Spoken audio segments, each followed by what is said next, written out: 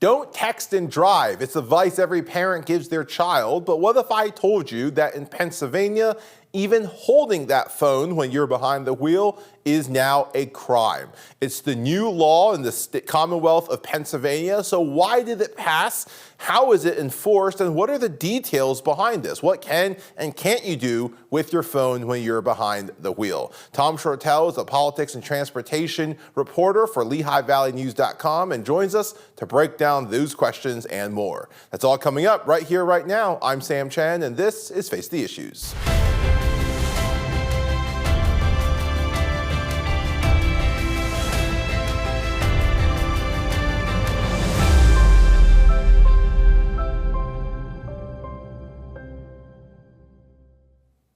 Good evening and welcome to Face the Issues. Every parent has told their child at some point, don't text and drive. But in Pennsylvania, there's a new law that is moving beyond just texting to holding your cell phone. Hands-free, no cell phones in your hand when you are behind the wheel. So what does this law entail? How did it pass? What constitutes driving? All of these are important questions for those who are going to try to follow this law. And we're joined by Tom Shortell, who is a politics and transportation reporter for LehighValleyNews.com. Tom, welcome back to the studio and to the show. It's good to be here. It's always good to have you here.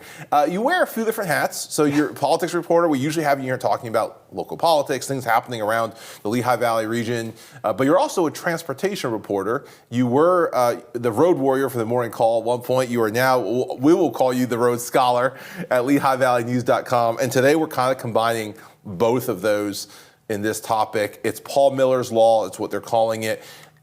Walk us through just top line. What is this law and what does it do? Sure. So it's named after a young man, a 21-year-old who was killed in a crash on Route 33 up in Monroe County. He'd been leaving Bethlehem, was working his way back home when he was killed in a crash. A truck driver was distracted on a cell phone, leading him to jackknife and kill this young man who was obeying the law, wasn't doing anything unsafe. And for what it's worth, the driver, like there weren't explicit laws saying, no, you can't be on your cell phone at the time. So obviously bad result, but that specific instance wasn't it was reckless driving and all that, but there was no law for him about not being on his phone. That has changed over the years. In 2015, the state passed law that made it illegal to be texting and driving. And starting this week as a recording, you cannot be on any handheld electronic device. And if you are caught for the next year, you get a warning. Okay. After that, it's a $50 fine. If you are involved in a fatal crash and that you are criminally negligent, it can add 5 years to your it could add up to 5 years of the sentence depending on the circumstances. Okay. So this is more than just Pennsylvania. This is very local to where we are right now in the Lehigh Valley. It's a young man from Bethlehem that this happened, or who was leaving Bethlehem, driving up to Monroe County. This legislation was bipartisan. What was the reception like in Harrisburg? Was there any pushback on this, or was this pretty unanimous? So these things, Pennsylvania is very deliberate in everything. Like every state legislative body is supposed to be deliberative. Yeah. Pennsylvania has more legislators than just about every other state, and is perhaps the most deliberate because it takes forever for them to agree on anything. But because of that, like this law has been bandied about and talked about for years. This young man's family has been lobbying state lawmakers for years to try to get this passed. And Pennsylvania, just in general, has the lawmakers tend to have a healthy skepticism when it comes to passing laws. For example, another law that was inspired by a tragic local accident, a chunk of ice flew off the back of a truck, crashed through a windshield, killed a mother. Right, so you have a mother, right? I think she had like a middle-aged son, Okay. but yeah, but they were. It was around the holidays. They were driving to see family, and this horrific crash occurred because a truck in front of them hadn't brushed their ice Right. off.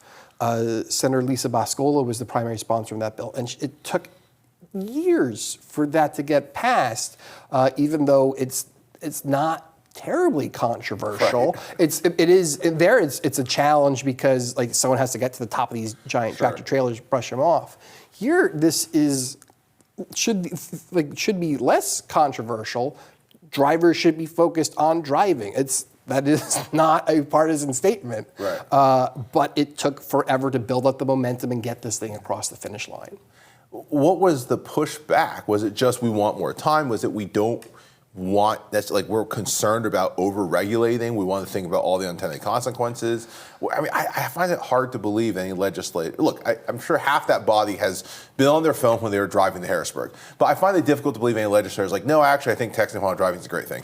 I think a part of it, and I'm not intimately familiar with this debate. Sure. But in general, lawmakers are hesitant to pass bills that is going to take money out of their constituents' pockets. Okay. There is a tendency not to give local law enforcement too many tools that they're afraid that overzealous police departments could weaponize to help fund local government. So like that's the reason why Pennsylvania is the only state that doesn't allow cops to use radar guns. Like local cops use radar guns. They still use stopwatches. So there is a hesitancy to make it too easy or for cops to write tickets, particularly big tickets. Yeah. So for this bill, it's only $50 plus fines and fees. It's not exactly going to bankrupt anyone, and I think that finding a number, I would suspect, that would get people to agree to this while still trying to be a detriment for people texting and driving is likely played a factor. Sure. Their texting and driving was already banned. Yes. And that was somewhat recent, the last decade, right? 2015.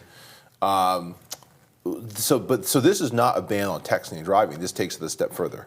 Yes, it does. Yeah. So this is, and and the focus is really on cell phones, but it's particularly handheld devices. So, whether you get down to the law or not, is using a Facebook app. Is that different than texting? Like, whereas like there's so many different things that people use, Twitter, TikTok. They don't want, and I think that they're trying to make sure that people aren't distracting themselves with whatever it is these days, and so that has, and it's increasingly a problem. Yeah. It's not, it's obviously no good, and it has fatal consequences. Right. What has the public reception been on this from what you've seen? Again, I think all of us know in our heads, and yet I think the vast majority of people have texted or used their mobile devices when they're driving. And so what has the public reception been on this?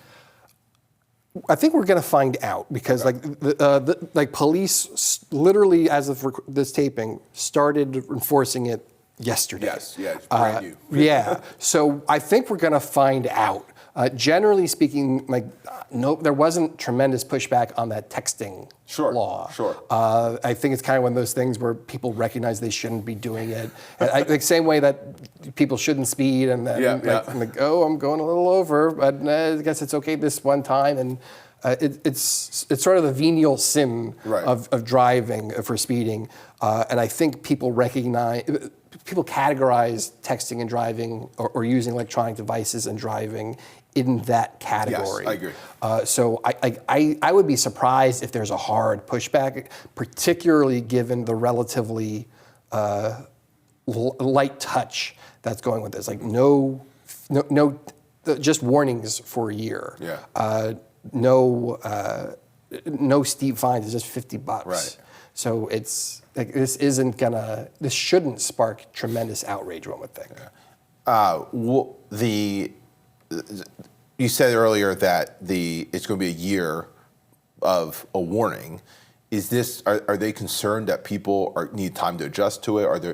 Does the public even know this law is coming? I mean, there's been coverage on it, but my guess is that a lot of them don't even know that this change has been made.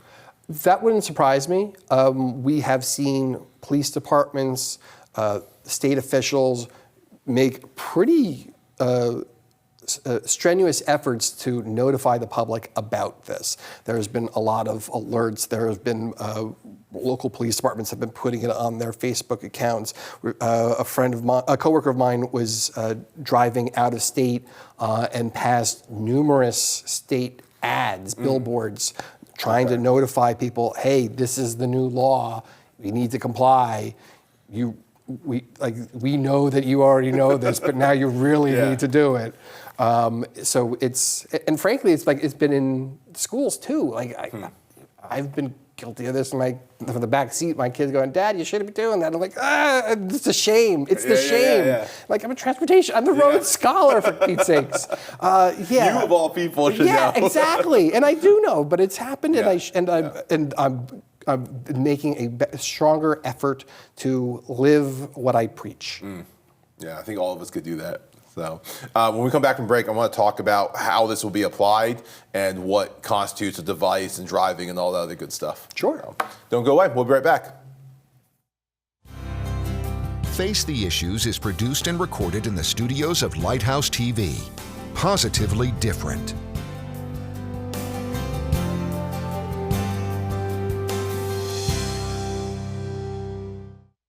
Watch Lighthouse TV wherever you go. Available on Roku, Amazon Fire TV, and Apple TV. You can view our in-house studio productions on demand, or watch what's on the station right now with our 24/7 live stream. Search Lighthouse TV online on your streaming device, or go to our website lighthousetv.org for more information. Lighthouse TV, positively different.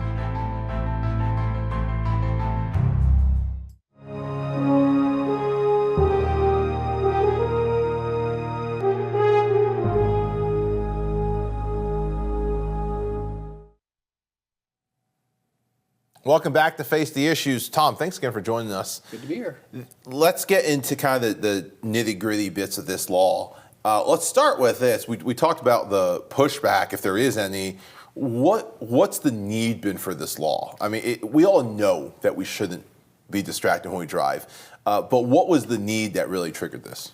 Unfortunately, it's these tragedies that keep occurring over and over and over again, even though we know we shouldn't be doing this.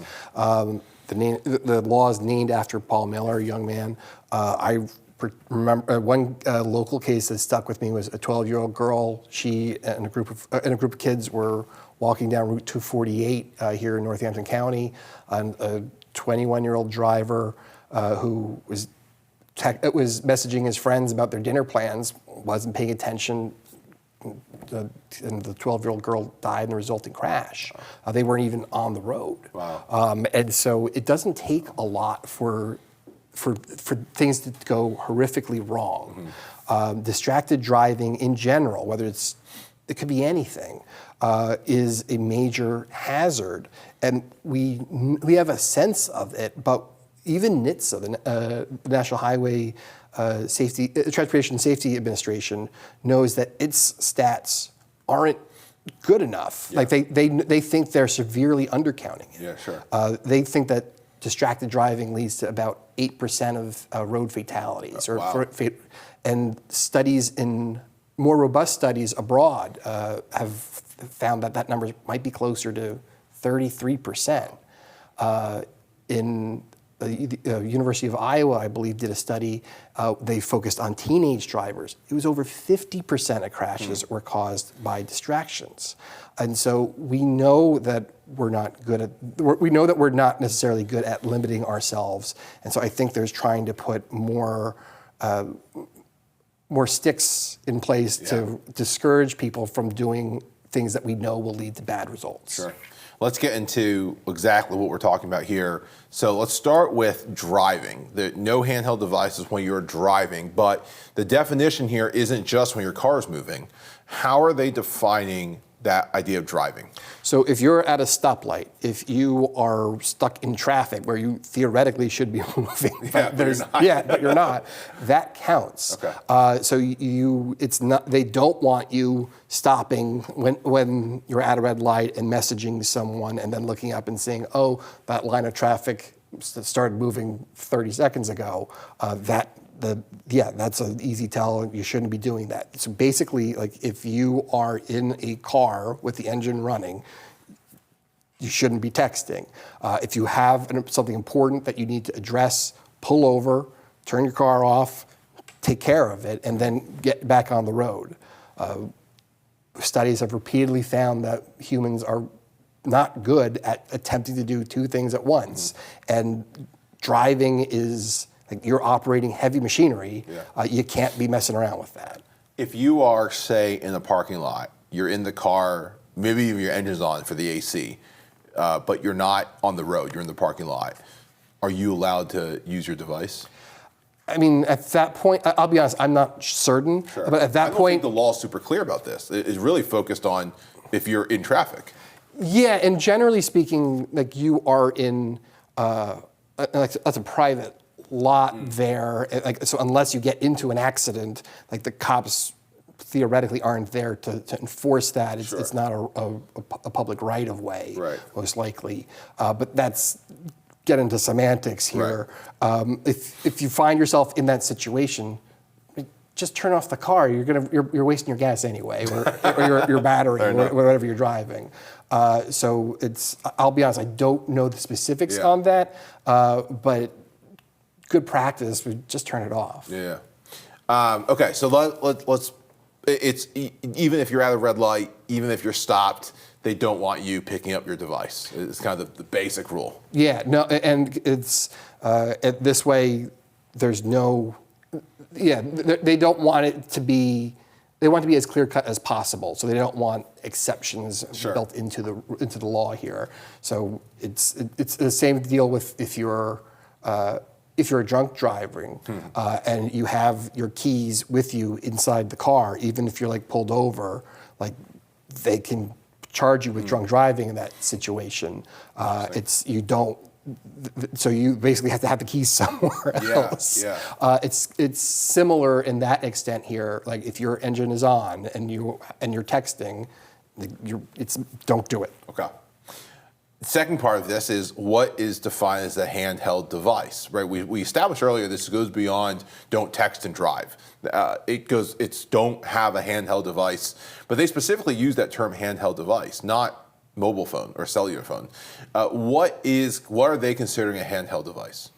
So I think that I will find out as the law kind of gets tested as it's implemented. But I mean, I think that verbiage was used intentionally just because like technology has been moving and they want your hands on the road. So whether it's whatever the next thing that comes along is, but like if you're old school, you've got a pager or a BlackBerry, Palm Pilot. Palm Pilot. They don't want you using it. If you've like a cell phone does this now, but ages ago, like when the 2010 accident that kind of sparked this law, like people had independent GPS devices. Like that would definitely qualify if you're punching in. If you're punching your coordinates like that. So most cars now have, most new cars at this point have like these hands-free systems built into them. Car manufacturers are recognizing that this is where the data is leading, and it's bad business to encourage your clientele to do dangerous things. So they've been trying to, they've been steadily making it a lot more common to have these Bluetooth systems that link up. So this is you can't even have it in your hand. So let's say you're not texting and you have your phone on speakerphone and it's in your hand. They don't want that. Yeah, no, and I mean, if it's on speaker, like just put it in the cup holder at that point. If you don't have the Bluetooth or your car is not up to speed for that, you can do that. Just put it on the cup holder and and trust that the other person's going to hang up if you're worried about your minutes. Yeah. But yeah, it's hands free. It's the cop sees you holding your phone or BlackBerry or anything like that. That means you're not at 10 and 2, which they want you to be. Right. And so there's no ifs, ands, or buts. They're trying to avoid these gray areas. So here's the other question. Then you have a phone that is put on one of those little holder devices that they have, or it's connected to your screen. There's a call. To disconnect it, you're still reaching over and hitting that off button. That's not in your hand, though. Yeah, and that will be interesting to see how that plays out. I think that would be okay, because I mean, you're allowed to use your radio, for example, and that's it definitely shouldn't, not handheld. Right, and that's kind of the same thing, but that doesn't mean it's any more or less dangerous. Right. There's all sorts of dumb things that will distract us, and the human mind is amazing that way. The things that we'll focus on instead. And for some of us, there are a lot more things that distract us than for other people. Yeah, no, 100%, and that's kind of the reason why you see a lot of tech companies trying to build self-driving cars. We've known since we've known since Henry Ford that humans are not good at doing repetitive tasks, and so that's why we've kind of rebuilt assembly lines. It's why they're looking into having people taking people out of the steering wheel and have this technology. We're not there yet. Yeah. We're not particularly close, but I'm also not sure how popular that gets. It'll be interesting to see. Yeah. That might be a generational thing. Sure. But yeah, I don't. Yeah, I've as someone who's seen Terminator a few too many times, I'm not going to be trusting Skynet just yet. Yeah. It was like we can clone a dinosaur. Like there are 5 Jurassic Park movies to tell you why it's a horrible idea. Yeah, but just like texting and driving, we don't seem to learn that lesson. That's true. Even in fiction. That's true. Tom, let me ask you this: when we talk about handheld devices, when they say device, they kept it broader for a reason. Are we specifically referring to electronic devices? And here's what I'm thinking. Can an officer pull you over if you have a coffee cup in your hand? They can do that if they think that it is affecting your driving. Yeah, so that law has already been on the books. So that's not to do with this. That's a whole different thing. Yeah, don't do it. Sure. But it's not going to violate this particular law. There are already laws on the books that theoretically should have made driving with a cell phone illegal. Okay. But that's a judgment call. It's difficult. Is that the thing that caused the accident, or them to swerve out of their lane?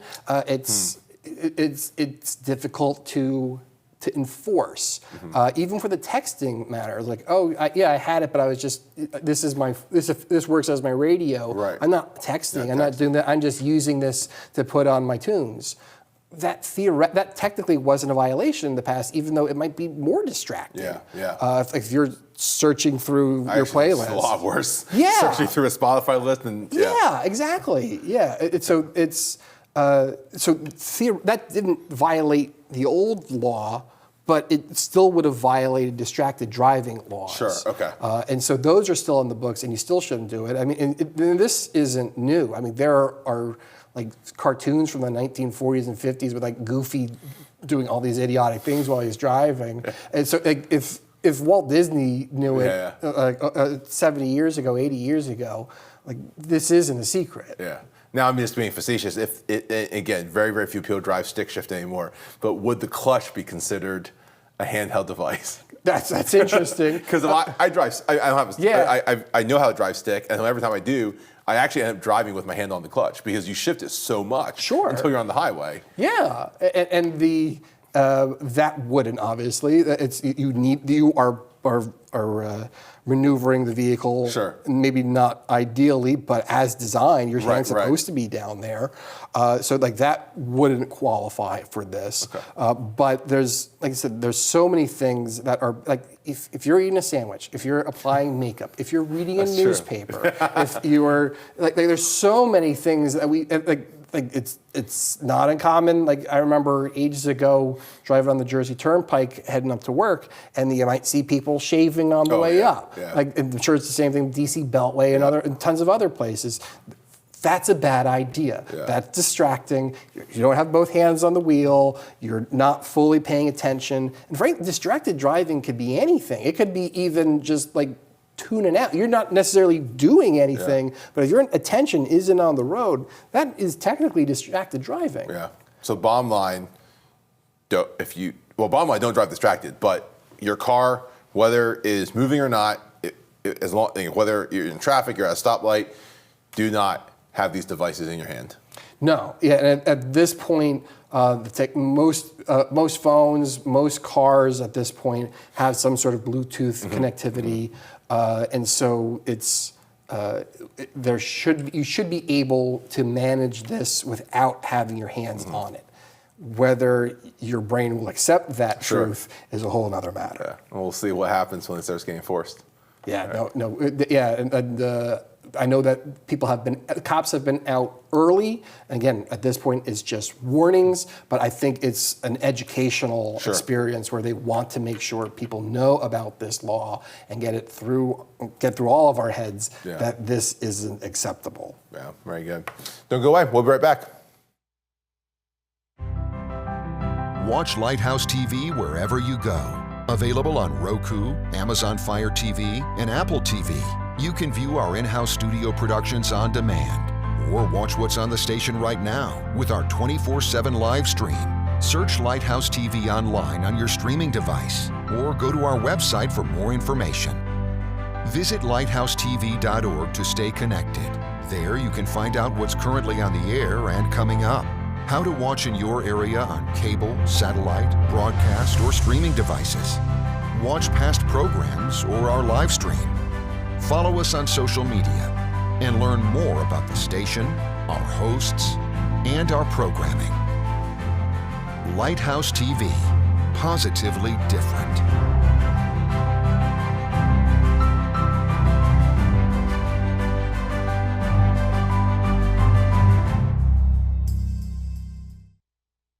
Welcome back to Face the Issues. Tom, thanks again for joining us.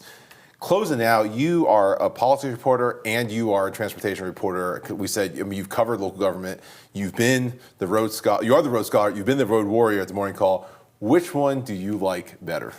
It's funny, I joke that I cover the two things that everybody hates. While they hate traffic, they can't talk enough about it. People are so excited to talk about, oh, this is the worst, I can't stand this, the traffic here is abysmal, and everyone has their own spots, and they can't talk enough about it. Politics, like people get red in the face, some people refuse to get engaged, for weird reasons, the transportation. All right, very good. Tom, thanks again for joining us. No, thanks for having me. Absolutely. That's our show for this evening. My thanks to Tom Shortell for joining us, and of course my thanks to each of you for tuning in. We hope to see you again right back here next week. Until then, my name is Sam Chen. On behalf of all of us here at Face the Issues, thank you and good night.